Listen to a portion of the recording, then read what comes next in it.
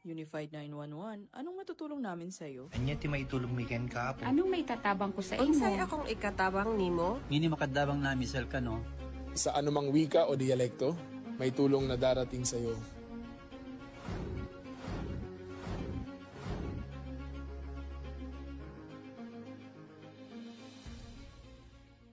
Lilingkod sa bawat Pilipino at magbibigay ng tamang impormasyon para sa tahimik at maayos na Pilipinas. Police News Network, alagad ng batas, tagapagtaguyod ng balitang pulis, sandigan ng mamamayan, patnubay ng katotohanan.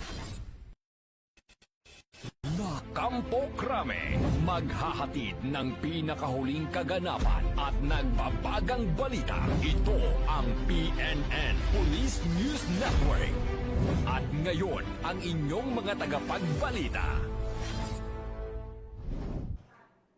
Magandang araw, bagong Pilipinas. Ako ang inyong alagad ng batas, tagataguyod ng Balitang Pulis, Patrolman Adrian Dayao. Maghahatid sa inyo ng tamang balita, kwento ng pulis at serbisyo para sa mamamayan at ito ang PNP News Online, ang pangunahing balita ng Police News Network. Alagad ng batas, tagataguyod ng Balitang Pulis.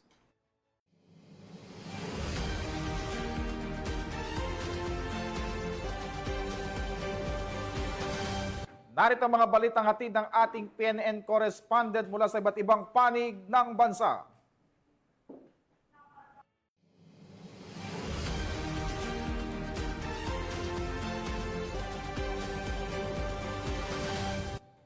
Dalawang wanted person ang naaresto ng Las Piñas City Police Station sa magkaiwalay na operasyon bilang bahagi ng pinaigting na kampanya ng pulisya laban sa kriminalidad.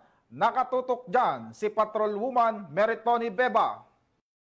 Sa magkahiwalay na operasyon, matagumpay na naaresto ng Las Piñas City Police Station ang dalawang individual na kabilang sa top most wanted persons ng istasyon para sa buwan ng Enero taong kasalukuyan.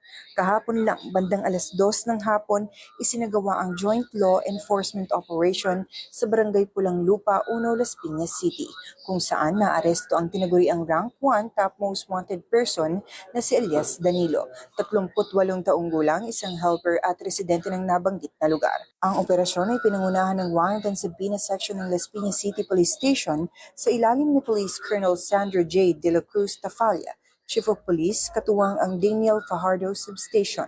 Si Danilo ay nahaharap sa 3 kaso: statutory rape na walang piyansang inirekomenda, acts of lasciviousness kaugnay ng Republic Act No. 7610 na mayroong piyansang 180,000 pesos at robbery case na may nakalaang 120,000 pesos para sa kanyang pansamantalang paglaya. Kasunod nito, pasado 1:00 ng hapon kanina, naaresto naman si alias Ronald, 57 taong gulang, residente ng Rafael Street, San Vesco, Barangay Pulang Lupa 2 at nakalista bilang top 5 most wanted person. Ang operasyon ay isinagawa ng kaparehong istasyon sa koordinasyon ng CAA Substation. Ang suspect ay nahaharap sa kasong lascivious conduct na inisyu ng Family Court Branch 1, Caloocan City na may piyansang halaga na 180,000 pesos.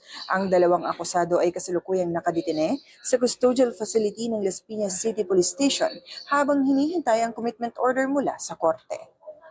Mula dito sa Southern Police District, ako ang inyong PNN correspondent, Patrolwoman Meritoni Beba, alagad ng batas, tagapagtaguyod ng Balitang Pulis. Maraming salamat sa iyo, Patrolwoman Beba. Opisyal nang dumating sa Cebu Police Provincial Office ang bagong puwersa ng pulisya matapos ang matagumpay na pagtatapos ng Public Safety Field Training Program. Ang buong detalye ng report mula kay Patrolwoman Annalyn Canoog.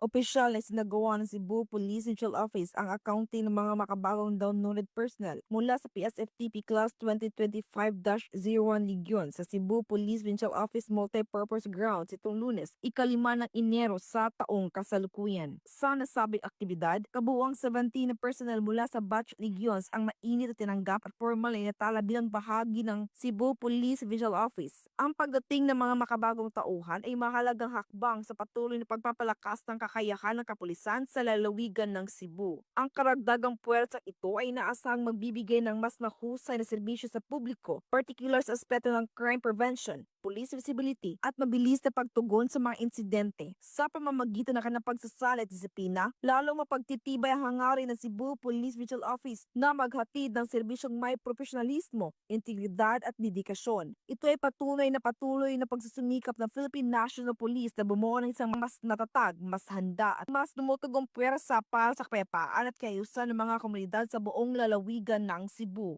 Mula dito sa Central Visayas, ako ang inyong Police News Network Correspondent, Patrolwoman Annalyn N. Canoog, alagad ng batas, tagataguyod ng Balitang Pulis. Maraming salamat sa iyo, Patrolwoman Canoog. Mahigit 700,000 pisong halaga ng shabu ang nasamsam na mga otoridad mula sa isang babaeng high-value individual sa Bacolod City. Ang kabuuan ng balita mula kay Patrolwoman Julibel Abior.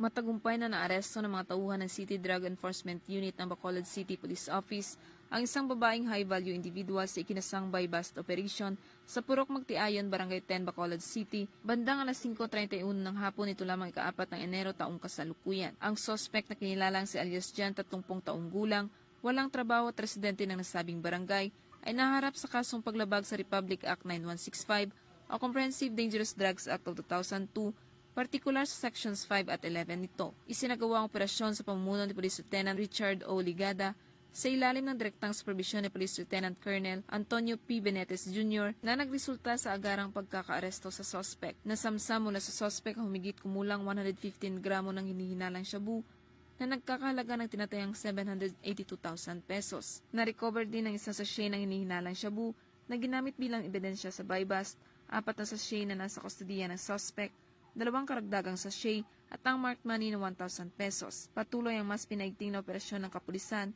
upang maprotektahan ang komunidad laban sa masamang epekto ng ilegal na droga na nagdudulot ng pagkasira ng kalusugan, pagtaas ng kriminalidad at pagkawatak-watak ng mga pamilya. Bagong PNP para sa bagong Pilipinas, serbisyong mabilis, tapat at nararamdaman. Mula dito sa Western Visayas, ako ang inyong Police News Network Correspondent, Patrolwoman Julibel Abior, alagad ng batas, tagataguyod ng Balitang Pulis. Maraming salamat sa iyo, Patrolwoman Albior. Minarkahan ng Philippine National Police ang ika-32 PNP Ethics Day nitong Enero 5, 2026 sa Camp Crame, Quezon City bilang pagpapatibay sa paninindigan ng organisasyon sa integridad, disiplina at etikal na serbisyo publiko. Yan ang tinutukan ni Patrolman Edwin Baris.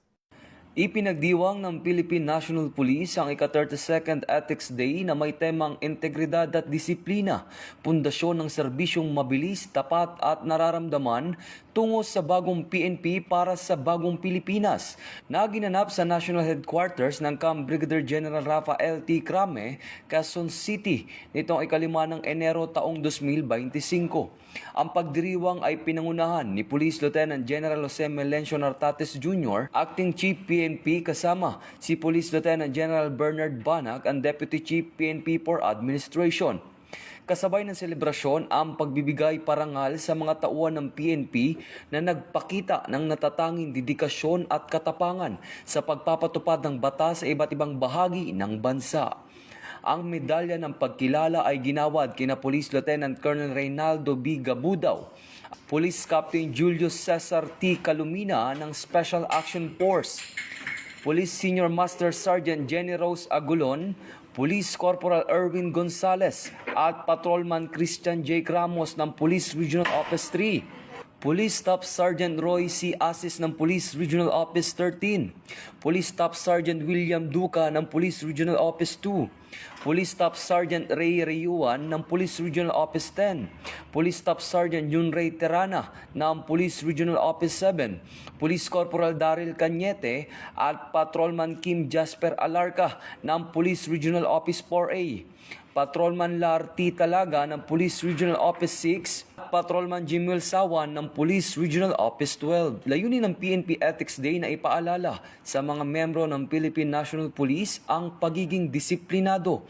profesional at may matuwid na moral sa pagganap ng serbisyo. Sinasalamin din ng aktibidad na ito ang kahalagahan ng PNP core values, makadiyos, makabayan, makatao at makakalikasan na handang tumugon sa ngalan ng serbisyong pampulisya. Maraming salamat sa iyo, Patrolman Baris. Target ng National Capital Region Police Office na ipaikliin sa 10 hanggang 12 oras ang Translasyon 2026 bilang bahagi ng mas pinahusay na seguridad at crowd management plan. Magbabalita dyan si Patrolman Rizali Umalay. Inihayag ng National Capital Regional Police Office na target nilang paikliin ang humigit kumulang 10 hanggang 12 oras ang traslasyon para sa Pesta ng Itim na Nazareno ngayong taon mula sa mahigit 20 oras na itinagal nito noong nakaraang taon. Ayon kay NCRPO PIO Chief, Police Major Hazel Asilo, nakatuon ang kanilang paghahanda sa pagpapanatili ng kapayapaan at seguridad habang sinisikap na mapabilis ang prosesyon ng Amahin ng Itim na Nazareno mula Quirino Grandstand patungong Quiapo Church. Sinabi ni Police Major Asilo na sa pamamagitan ng mas maayos na koordinasyon at paghahanda, inaasahan ng NCRPO na magiging mas mabilis at mas ligtas ang traslasyon ngayong taon para sa milyon-milyong deboto. Ito ang bagong PNP para sa bagong Pilipinas, serbisyo mabilis, tapat at nararamdaman. Maraming salamat sa iyo, Patrolman Umalay. Sa patuloy na anti-illegal drug operation ng pulisya, nasabat ang mahigit kalahating milyong pisong halaga ng shabu mula sa 2 high-value individual sa Iloilo City. Patrolwoman Glidel Astrologo sa report. Improvised tutor.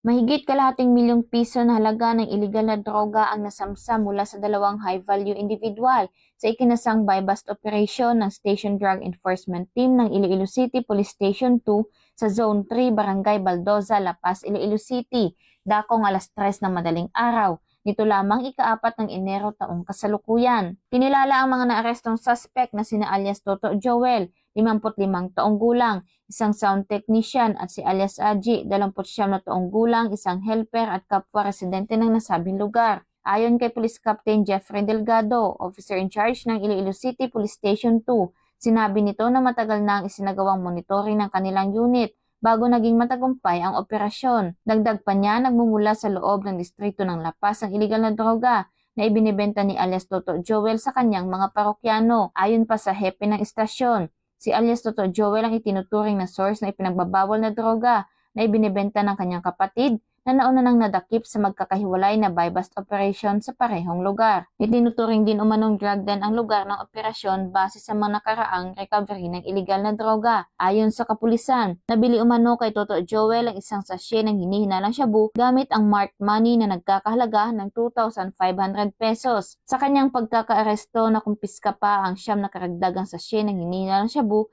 na nakuha sa loob ng isang karton. Gayon din ang isang maliit na sachet na narecover sa sahig malapit kay alias Aji. Narecover din mula sa mga suspect ang 4 na improvised tutor, isang digital weighing scale, mga lighter, gunting, bundle ng mga walang lamang plastic sachet at iba pang drug paraphernalia. Tumitimbang na humigit kumulang 80 gramo ang kabuuang suspected shabu na nakumpiska sa mga arestado na may estimated standard drug price na 544,000 pesos. Kasalukuyang nakakulong ang 2 suspect sa Iloilo City Police Station 2 Detention Facility para sa kaukulang disposisyon at maharap sa kasong paglabag sa Republic Act 9165 o ang Comprehensive Dangerous Drugs Act of 2002. Muling pinatunayan ng Philippine National Police ang kanilang matatag at tuloy-tuloy na kampanya laban sa illegal na droga sa pamamagitan ng maingat na intelligence, masusing monitoring at maagap na aksyon. Patuloy na pinangangalagaan ng PNP ang kapayapaan at kaligtasan ng komunidad at sinisiguro na mananagot sa batas ang mga sangkot sa ipinagbabawal na gawain. Mula dito sa Police Regional Office 6, ako ang inyong Police News Network Correspondent, Patrolwoman Glidel Astrologo, alagad ng batas, tagataguyod ng balitang pulis. Maraming salamat sa iyo, Patrolwoman Astrologo. At yan po ang mga balitang nakalap ng ating mga PNN correspondent mula Luzon, Visayas at Mindanao. At sa ngalan ng pamunuan ng Philippine National Police sa pangunan ni Acting Chief PNP, Police Lieutenant General Jose Melencio Nartates Jr. at sa pamunuan ni President Ferdinand Bongbong Marcos Jr., kami ay maglilingkod sa bawat Pilipino at magbibigay ng tama at balanseng balita.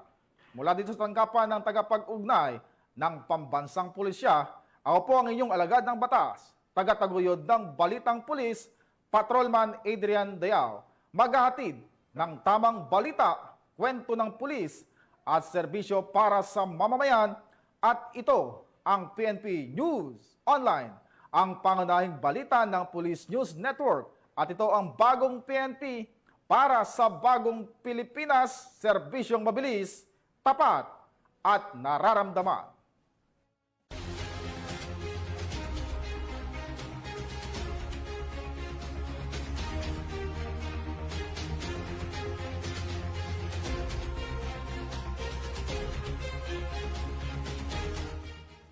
Police News Network, alagad ng batas, tagapagtaguyod ng balitang pulis.